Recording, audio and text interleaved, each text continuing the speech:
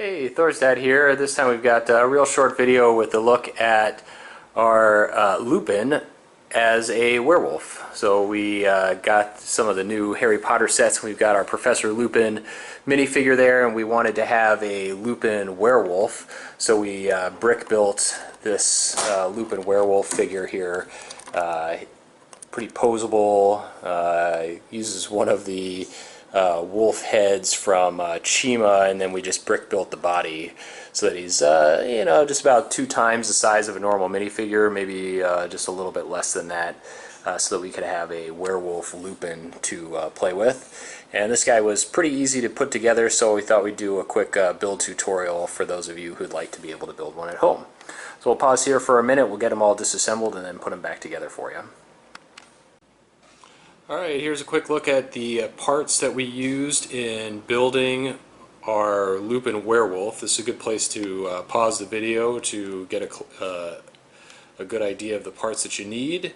You can obviously substitute the light bluish gray and the dark bluish gray as you like for your own wolf figure. The only real specialized part is of course the wolf head, which is a Chima part.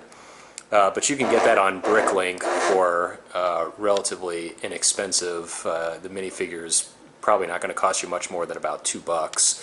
And then we used this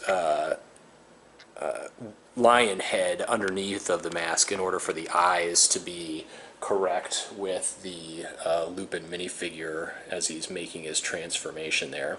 So we'll get started with putting this together. The base of the body is started with this specialized ball joint piece here with the Technic connection, and from that we will add 3 of these 1x2 mixel style joints, 2 of which will be the legs and 1 of which will be the tail. And then to build out the legs we'll use these 2x1 bracket pieces, which snap right onto the inside of the leg on each side. And then the back of the leg will be the 1x2 with the bar end connector there, which will just go right on the back of each leg. We'll use a 1x1 clip piece along with a 2x1 rounded slope piece to make each foot.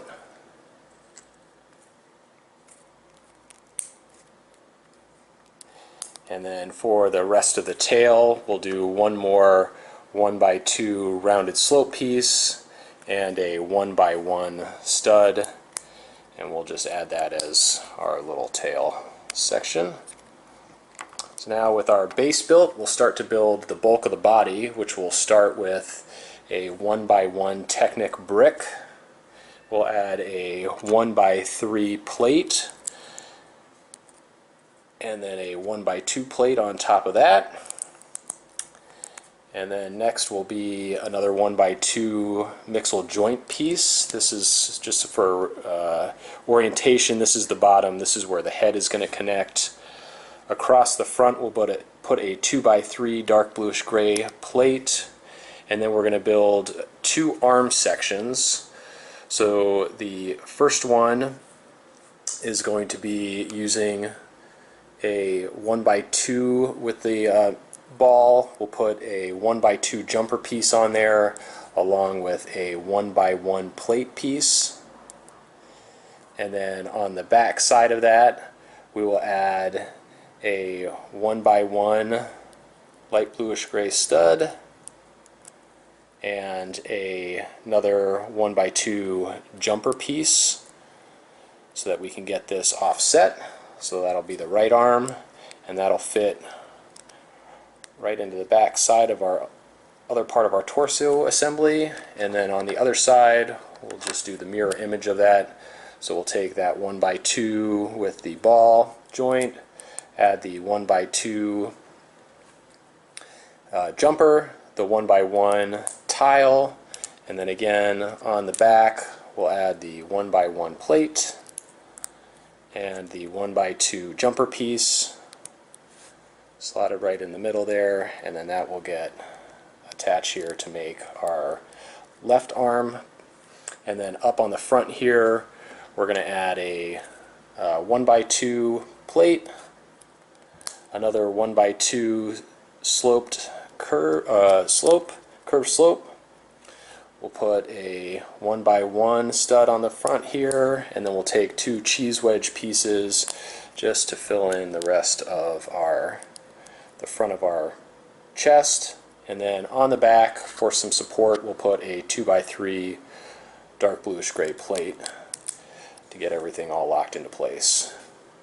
We've got 2 Technic pins. One is a regular black Technic pin that'll go in the bottom. That's going to connect to our legs.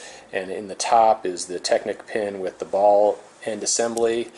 That'll be our neck. And we can now attach our torso to our legs. And we can put our minifigure head on here. I'm not sure if this is a legal connection, but it stays on there fine and provides some nice rotation there. And we'll put our wolf head on there. So now we've got our werewolf with no arms. So to build out our arms, we'll start with the 1x2 mixel style attachment there. We'll get a hinge piece here, which is going to be his elbow. We will grab a 1x2 with the claw there, which will be his hand. And then just for a little bit of detail, we put on a 1/4 round piece and a 1x1 tile piece. Again, you could change up the colors there as you want. And in fact, on the other arm, we do that with a black piece, which you'll see here in a minute. Here's the other arm with a 1x2. We put on the hinge piece. We put on our grabber, 1x2. Again, a couple more details here and here. And then I forgot 2 pieces on the chest here. We got 2 more 1/4 rounds just to kind of round out his chest a little bit. So put one on, put one on each side here. And that will complete our Werewolf Lupin. So he's pretty posable because of the ball joints for his arms and legs. You can flex his feet there to get him into some running poses. You can also turn him all the way onto all 4s if you want to. Get him into any poses like that. You can move his tail around. You can move his tail around. I can probably get him standing up in one of these poses a little bit better than that. So he's pretty flexible. He's kind of a nice addition there to the Harry Potter sets that we had for acting out some of the action there in Book 3. We like having him as part of our collection.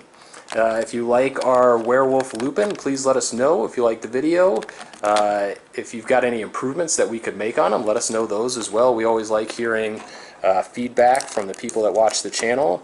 If you like what you've seen here and you're not a subscriber already, please subscribe to the channel so you can be the first to see our updated content.